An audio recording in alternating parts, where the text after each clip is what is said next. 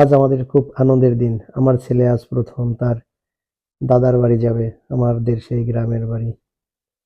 অনেক ঘোরাঘুরি করবে, অনেক সময় কাটাবো। ছেলেকে নিয়ে রওনা হলাম খুব তাড়াহুড়া করে। প্রথমে সামনের দিকে আস্তে আস্তে চলে গেলাম। ছেলে তো মোবাইলের সামনে আসতেই চায় না। পরবর্তীতে আমরা একটা অটো ভ্যান নিলাম। অটো ভ্যানে করে আস্তে আস্তে সামনের দিকে রওনা হলাম। ছেলে অনেক ভয় পাচ্ছে, খুবই ভয় পাচ্ছে। অনেক চেষ্টা করতেছি তাকে ভয় কাটানোর জন্য প্রথম গাড়িতে ওঠে, এবং অবশেষে বাড়িতে এসে পৌঁছালাম। সে তার দাদার কাছে গিয়ে তো মহা খুশি। এই সময়টা আমাদের অনেক প্রচুর পরিমাণে ধান হয়, এবং সেই ধান কুড়ানোর জন্য বা ধান তোলার জন্য বাবা মা সকলে গ্রামের বাড়ি এসেছে। আমার ছেলেকে নিয়ে এসেছি, অনেকদিন দেখে না, তার জন্য তাদের কাছে নিয়ে আসলাম। এবং আসার পরে তো সে কোল থেকে নামতেই চায় না।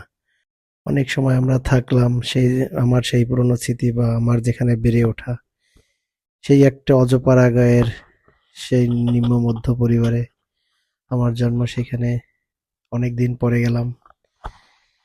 অনেক স্মৃতি সেই জায়গাগুলোয় আমার জড়িয়ে আছে, যা আপনাদের কাছে বলে বোঝাতে পারবো না।